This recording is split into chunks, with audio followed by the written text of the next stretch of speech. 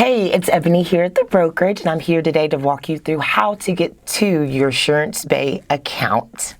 Okay, let's get started. Very first thing you would need to do is to go to thebrokerageInc.com. On our homepage, you will find Get Contracted. After you click on Get Contracted, you will go to another lovely page that says Get Contracted through the Brokerage Inc. Scroll down the page where you will see Get Contracted through SuranceBay. Here will detail some of the carriers that are held in SuranceBay. The next thing you would need to do is click on Get Contracted through SuranceBay. The next page will show you what SuranceBay entails and the things that you would need to implement into the system. The very next thing you would need to click on is Continue to SuranceBay. After clicking on Continue to SuranceBay, you will receive this page. This page allows you to turn on your pop-ups, because this site has to have pop-ups. It also allows you to create your flash driver, and you have to have updated Adobe Flash driver. The way you can do that is just click here and then click on Allow. After allowing the pop-ups and allowing the Adobe Flash drive, the SuranceBay login page will pop up. Here, two different situations. The very first situation, let's say new user. If you're completely new to the system, you would need to click on New User. Here you would create the account. The very first step would be to identify yourself. So you would either need to put your social security number in with your last name, or your state license number in the state that it is in. You then would continue on through the process to activate the account. If you're a returning user, what you would need to do is use your credentials and log back in. So after completing your credentials to create the account, you'll see these four boxes. The very first box that you need to click on is My Info. This is a very important box because this allows all of your important information to be implemented onto the contract that here at the brokerage contracting team will pull from the system. The very first tab, you'll see it says NIPR, it stands for National Insurance Producer Registry. If you hold a license, everyone has to go through the NIPR portal. Here, you'll see all of your information, your NPN, your first name, last name, your email address, your mailing address, and again, this is all pulled from NIPR. If you do need to correct or edit anything in this system, you definitely can. You definitely can. By doing so, you just need to click on the little lock box, and the lock box will allow you to correct or fix anything within that field. Please note, everything that has a red asterisk means that it is mandatory. You cannot go past that field without something being indicated in that field. The next tab would be DBA, Doing Business As.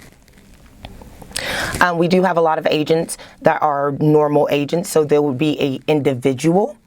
We also have agents that have agencies, so you could do a business entity. We also have people that have agencies that assign commissions to their uplines, which would be a licensed only agent. Those are the three different levels of contracting, or levels that you can choose from there. The next tab would be questions. These are basically the generic questions that are on most carrier contract for backgrounds.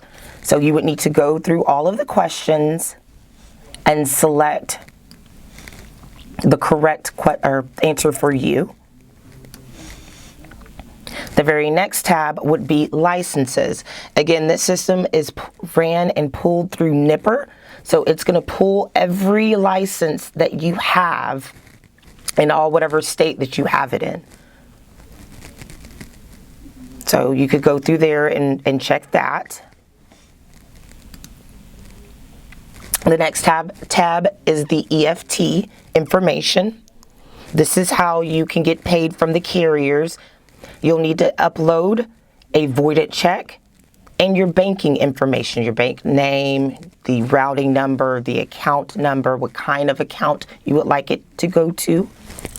And most carriers would like for you to provide a voided check. The next tab is contracting. Again, this system is ran by Nipper, so it's going to pull everything that you have ever were appointed with. So again, you could check over that. The next tab, also after that one, is history.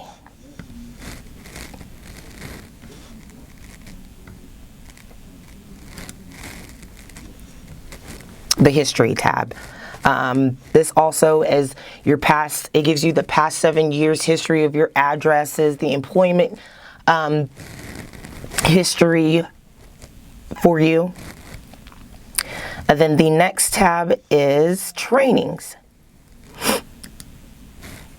This is where your CE credit trainings will go, your anti-money laundering trainings will go.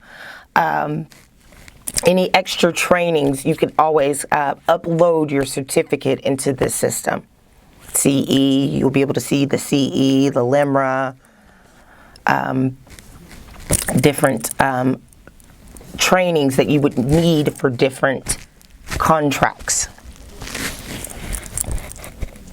And the next tab is my favorite tab, which is E&O. Here you would need to upload your copy of your E&O and also put in the information of your E&O. Therefore, when we go in and pull the contract will pull with your E&O information. And the very last tab is scans.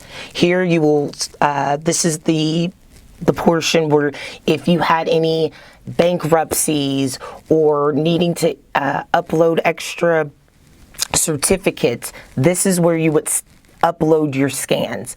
Also, this is the same page that you would upload your signature for this site. So here's the page where it's asking for your electronic signature authorization. You would need to fill this page out and sign it. On this page, you can sign your signature with the e-signature, or you can print it out, sign your signature in this box, and scan it back into the system. And what this does, it takes your signature and it will apply it to the contract when we pull the contract request. Please note that all tabs below have to show green before proceeding to appointment request. Okay guys, and that was our quick tutorial on how to create your SuranceBay account.